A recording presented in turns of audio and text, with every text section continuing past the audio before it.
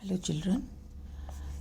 In continuation with the chemical reactions of aldehydes and ketones, today we will talk about the reduction of aldehydes and ketones and then the oxidation reactions of aldehydes and ketones.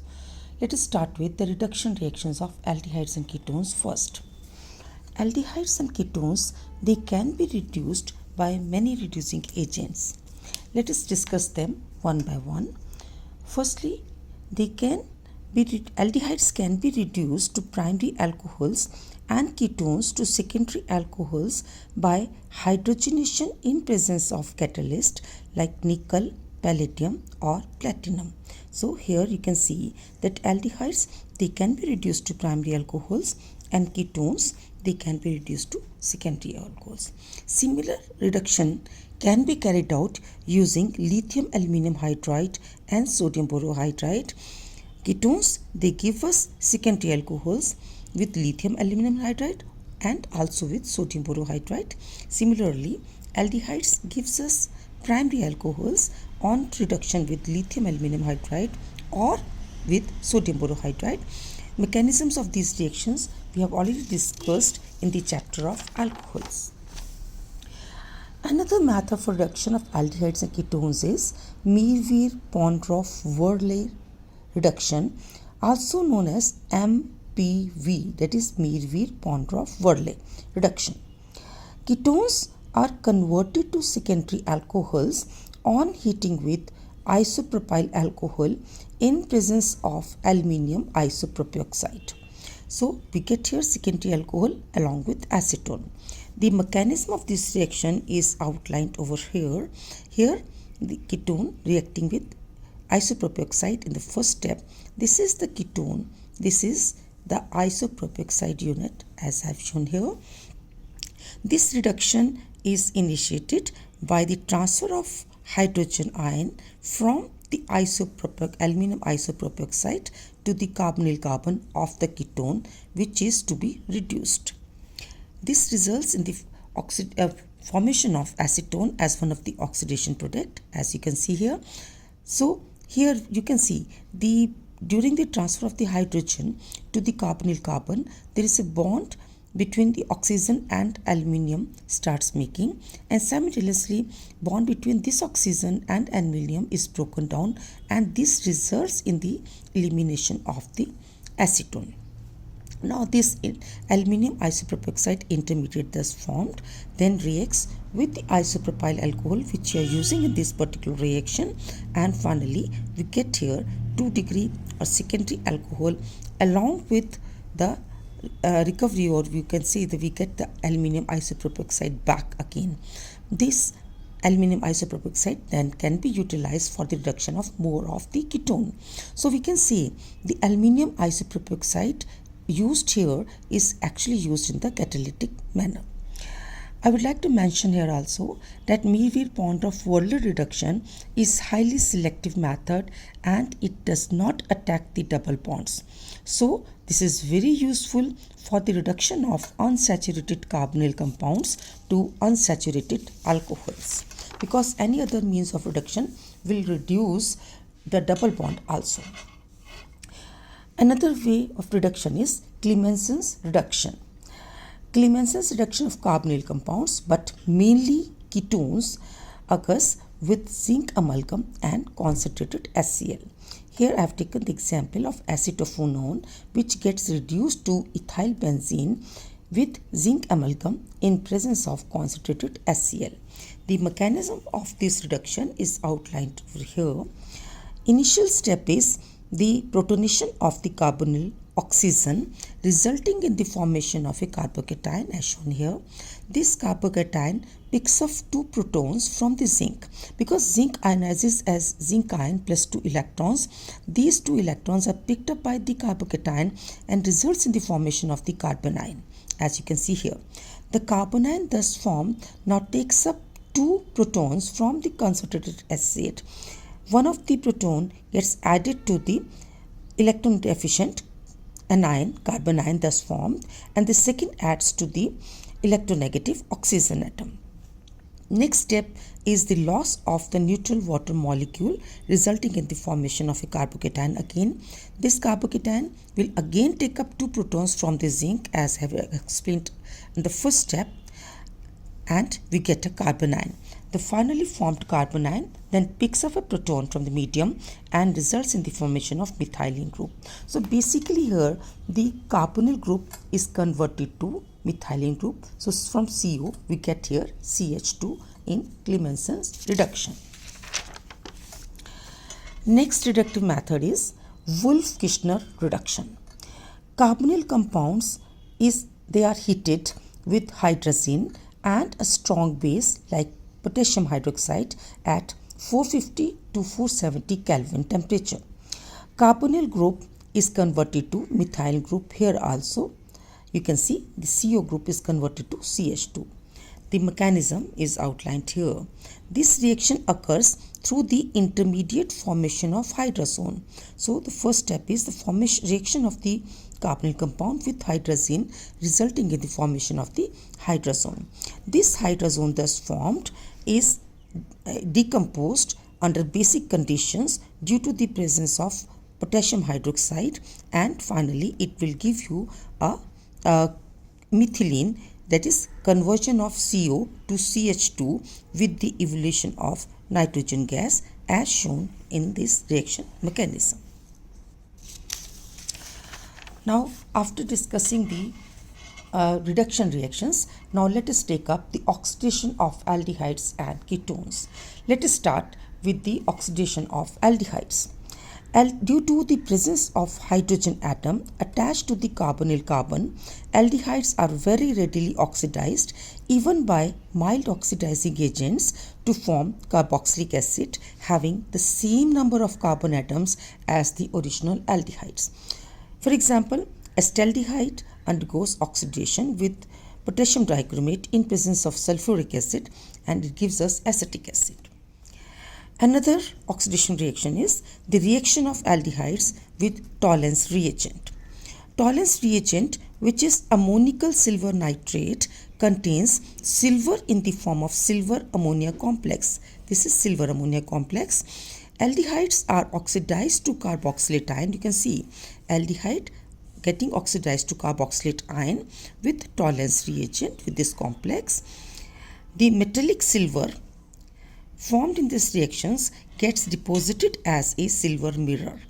So I would like to mention here in this reaction aldehydes, they are getting oxidized, and in the other way you can see that aldehydes are actually reducing the Tollens reagent.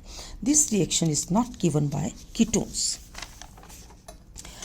Now let us take up the next reaction, oxidation reaction of aldehydes. Reaction of aldehydes with phthalate solution or Bandet solution. Phthalate solution is mixture of phthalate A and phthalate B. Phthalate A is copper sulfate solution. Phthalate B is sodium hydroxide solution and sodium potassium tartrate known as Rochelle salt. So, thus we can see that phthalate solution contains copper tartrate complex which gives us cupric ions. On the other hand, Bandet solution is mixture of copper sulfate and sodium carbonate and sodium citrate. So, this contains copper citrate complex which again furnishes cupric ion. Basically you can see the reaction of a Bandet solution test as well as phthalate solution test is same, because in both of the cases, although the starting materials are different, we are getting the cupric ions. So now we have shown here the reaction of aldehydes with cupric ions. On reacting aldehydes with phthalate solution or Bandet solution, the blue color because of the cupric ions is discharged and a red precipitates due to the formation of cuprous oxide takes place. So these are in fact these reactions can be carried out in lab to differentiate aldehydes from the ketones. If by adding phthalate solution we get red precipitate, we can say that the given compound is a aldehyde, because all these reaction, phthalate solution reaction, Bandet solution reaction or Tollens reagent test reaction, they are not given by ketones, they are only given by aldehydes, because aldehydes can be easily oxidized but ketones cannot be easily oxidized.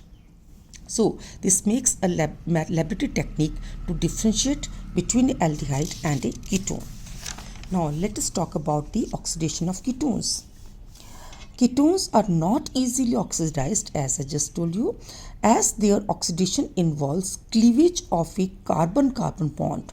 So they can be this oxidation can be brought about only by strong oxidizing agents. One of the methods for the oxidation of ketones is by bare vinegar oxidation.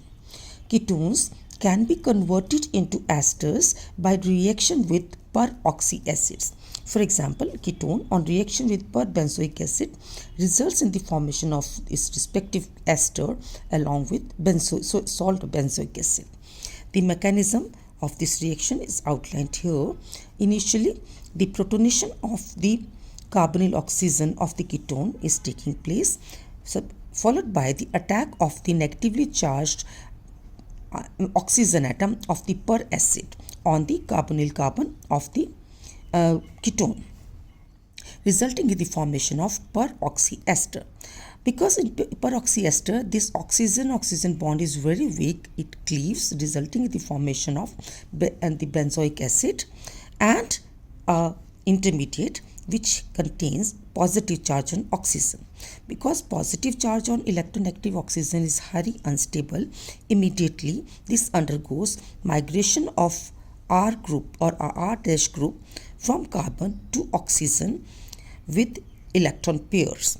In this case, the unsymmetrical ketones, the tendency of the group to migrate, that is migratory, because you can see here, in case of unsymmetrical ketones, R group can migrate as well as R dash can migrate. Now, this migratory aptitude or tendency of the group to migrate is decided by the migratory aptitude, which is as follows. Tertiary groups are migrated in preference to secondary alkyl groups. Secondary alkyl groups, they migrate in preference to phenyl group. Phenyl group migrates in preference to primary alkyl group, and primary alkyl group migrates in preference to the methyl group. So a typical example I have given you here, reaction of acetophenone with perbenzoic acid giving us the phenyl acetate. In this reaction, the phenyl group is migrating and not the methyl one. Here the phenyl group migrates and not the methyl group one. So we get here phenyl acetate. Cyclic ketones yields lactones in this reaction. As you can see here, same reaction can be carried out with cyclic ketones. From 5-member cyclohexane, we get a caprolactone, which is a 7-member ring. In fact, the lactones are nothing but the cyclic esters. Now, let us take up the last reaction in the chapter of aldehydes and ketone. It is Cannisterous reaction. Cannisterous reaction is a disproportionation reaction in which the presence of concentrated alkali aldehydes containing no alpha hydrogen undergoes self-oxidation and reduction, and they result in the formation of mixture of alcohol and salt of carboxylic acid. For example, if we carry out the reaction of benzaldehyde, 2 molecules of benzaldehyde reacts with strong base, like in the strong solution of sodium hydroxide, and they result in the formation of benzyl alcohol and sodium benzoate. The mechanism of this reaction is outlined here, as you can see here. Initial step is the attack of the strong hydroxide ions obtained from the strong base to the carbonyl carbon of the aldehyde containing no alpha hydrogen, resulting in the formation of this anion 1.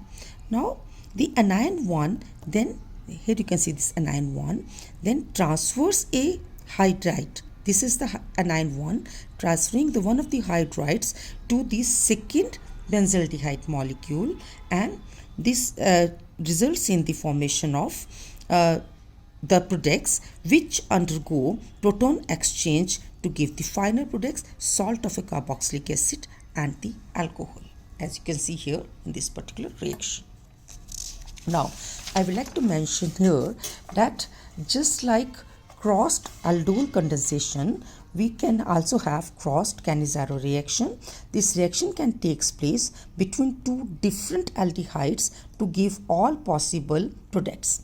But If one of the aldehyde is formaldehyde, then the reaction is of great synthetic utility, because in this case it will give exclusively sodium formate. You can see here sodium formate and the alcohol of the corresponding alcohol, and we will not get mixture of many products which are difficult to separate.